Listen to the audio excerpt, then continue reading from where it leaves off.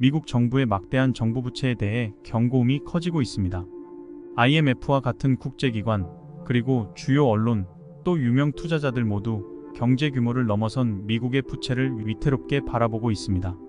도대체 미국의 정부 부채가 얼마나 심각하기에 그러는 걸까요? 오늘 영상에서는 미국의 정부 부채 문제에 대해 자세히 짚어보도록 하겠습니다. 우리는 정부 부채를 논하기 전에 용어부터 명확히 해야 합니다.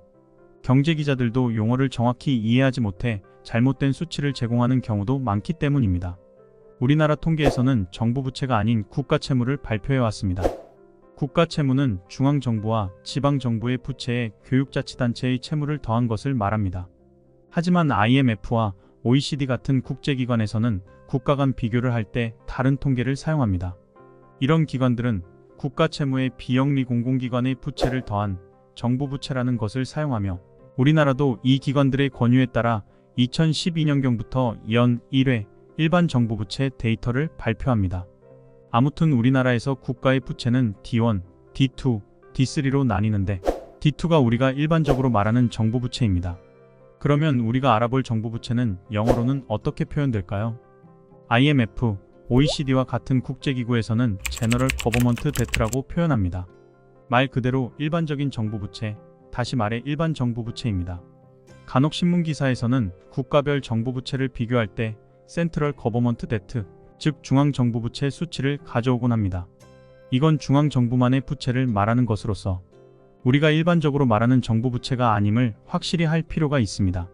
그리고 미국에서는 정부 부채를 말할 때 Total Public Debt라는 표현을 씁니다. General Government Debt와 같다고 보시면 됩니다. 그러면 현재 미국의 부채를 조회해 볼까요?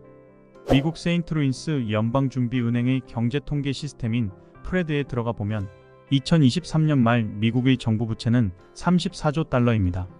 혹시나 해서 말씀드리는데 통계 수치도 각 기관별로 조금씩 차이가 날 수 있습니다. 조사하는 방식의 차이입니다. 그 차이가 크지 않으면 크게 신경 쓰지 않아도 됩니다. 34조 달러라는 돈은 우리나라 돈으로 환산하면 사경 6천조 원 정도 되는 금액입니다. 경 단위로 넘어가니 말도 안 되게 크다는 것은 알겠는데 감이 잡히지 않으시죠? 우리가 그래서 부채를 말할 때는 절대적인 수치를 말하기보다는 그 나라의 경제 규모, 즉 GDP와 비교한 비율을 봅니다. 미국의 GDP는 2023년 말 기준 약 28조 달러입니다. 그래서 GDP 대비 정부 부채 비율은 121.6%로 계산됩니다. 100%를 넘어서니 부채가 많다는 느낌은 오는데 이것도 감이 안 잡히실 겁니다. 그러면 과거의 수치와 비교해 보도록 하겠습니다. 그래프를 통해 보시는 것처럼 미국의 GDP 대비 정부 부채 비율은 글로벌 금융위기가 터지기 전까지 60%대였습니다. 현재는 그 비율이 2배에 달하는 것입니다. 글로벌 금융위기 이후 100% 수준까지 올라가더니 코로나 위기 당시인 2020년에 그 비율이 130%까지 치솟습니다. 왜 그럴까요? 바로 재정 확대 때문입니다. 심각한 경기 침체가 오면 중앙은행에서는 저금리 정책 또는 양적 완화 정책을 사용하고 정부에서는 재정 지출을 확대해 시중에 돈을 풉니다. 소비 심리가 얼어있으니 나라 돈을 풀어 경제를 활성화시키는 것입니다. 정부는 그해에 정해진 예산이 있습니다. 그런데 경제 위기 때 세출을 급격히 늘려 세입으로 감당이 되지 않는다면 어떻게 해야 할까요? 그러면 정부는 재정 적자가 발생합니다. 따라서 세입과 세출의 미스매치를 없애기 위해 채권을 발행해 외부에서 돈을 조달하죠. 그러면 당연히 정부 부채는 늘어나게 되는 것입니다. 보시는 것처럼 미국 정부는 글로벌 금융위기와 팬데믹 시기에 재정 지출을 늘려 재정 적자가 심각하게 커졌습니다. 2차 세계대전 당시인 1940년대 이후로 GDP 대비 재정 적자 비율이 가장 심각한 상태입니다. 팬데믹 종료 이후로 재정 적자 비율이 줄긴 했지만 아직도 6%가 넘습니다. IMF는 지난 4월 17일 연례적으로 발간하는 재정 점검 보고서를 통해 빠르게 증가하는 미국의 부채에 대한 경고를 했습니다. 먼저 미국의 재정 적자가 소득세 수입의 감소로 인해 중기적으로 6% 이상이 될 것이라고 봤는데요. 이것은 IMF만의 의견이 아닙니다. 다음은 미국의 의회 예산국이 발표한 재정 전망입니다.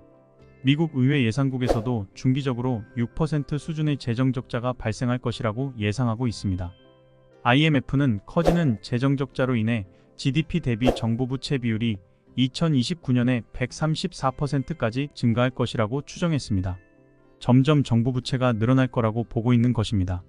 혹시 여러분은 미국이 전 세계 경제에서 차지하는 비중이 얼마인지 아시나요? 보시는 것처럼 미국의 GDP는 전 세계의 4분의 1입니다. 그리고 미국의 정부 부채는 앞서 말했듯이 GDP의 120%가 넘습니다. 이 많은 부채는 대부분 채권 발행에 의한 것입니다. 정부는 채권 발행을 통해 외부로부터 돈을 조달하기 때문입니다. 그러면 이 어마어마한 규모의 미국 국채는 도대체 누가 사줄까요?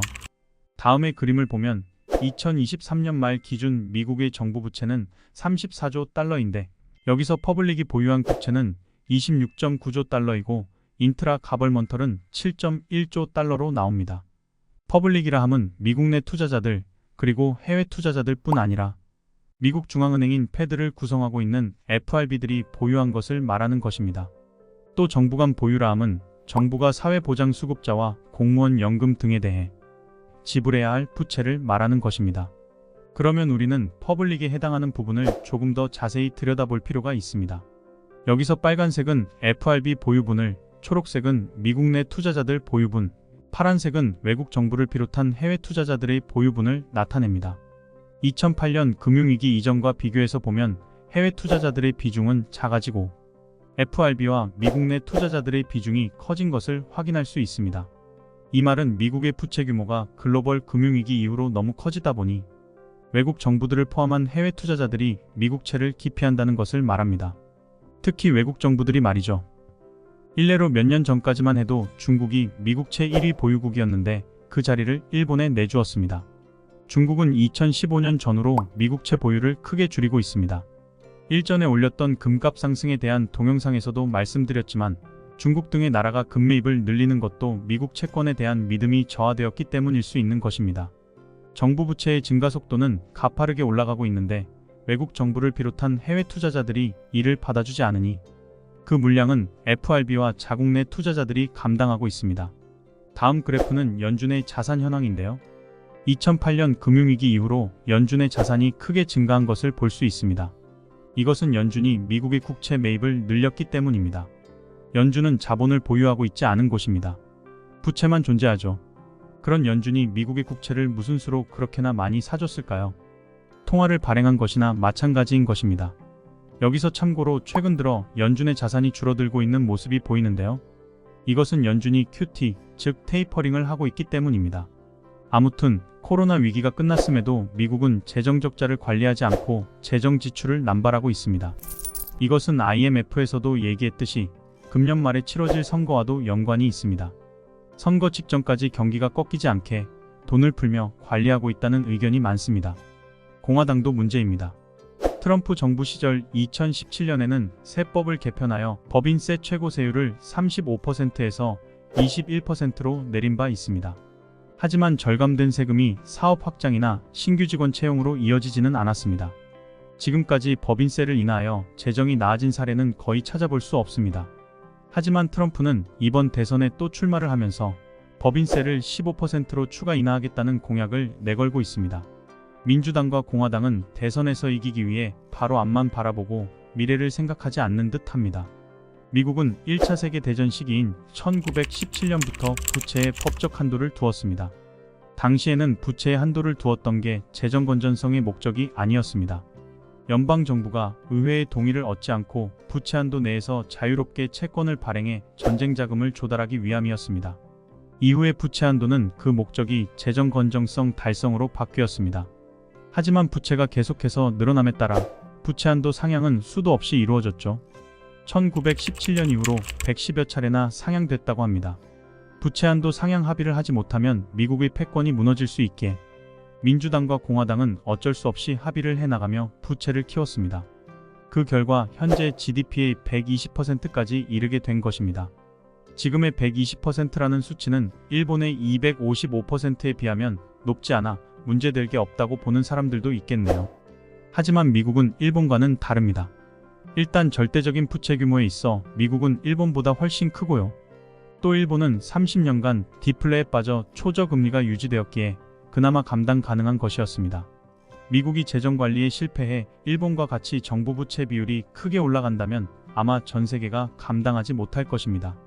그렇게 되면 미국의 패권도 위태해질지 모릅니다.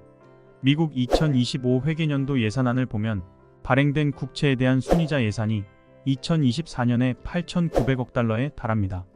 우리나라 돈으로 1,000조가 넘는 돈입니다. 그리고 순이자 예산은 국방비 예산을 앞질러 전체 예산 중 세 번째로 높아졌습니다. 그래프를 보면 빨간색이 국채 순이자 예산인데요. 국채 순이자 예산의 증가 속도가 눈에 띕니다. 이 상태라면 2051년 이전에 국채 순이자 예산이 제일 큰 부분을 차지할 것이라고 합니다. 미국 부채에 대한 얘기는 10여 년 전부터 말이 나왔습니다. 하지만 지금껏 아무 일도 발생하지 않았고 부채는 점점 커져만 갔습니다. 그러나 GDP의 120%가 넘는 지금은 심각한 상황에 달한 것으로 보입니다. 앞으로 부채와 이자를 줄이기 위한 개혁이 없다면 이자 비용은 계속 상승할 것이고 부채도 계속해서 늘어나는 악순환에 빠질 것입니다. 그렇게 되면 미국에 대한 전 세계의 신뢰가 완전히 무너져 버리게 될지도 모를 일입니다. 긴 영상 시청해 주셔서 감사합니다.